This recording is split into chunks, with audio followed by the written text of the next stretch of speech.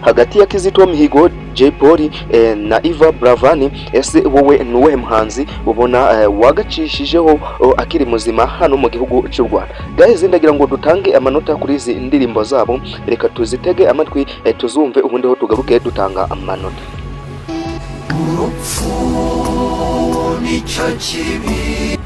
Guys, uwo ni Kizito Mihigo, reka twumve Jay Polly.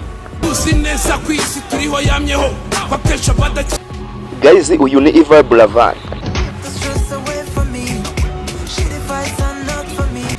Guys, ndagira ngo dutanga amanota tugendeye kuri izi indirimbo twabonye hano muri iyi video.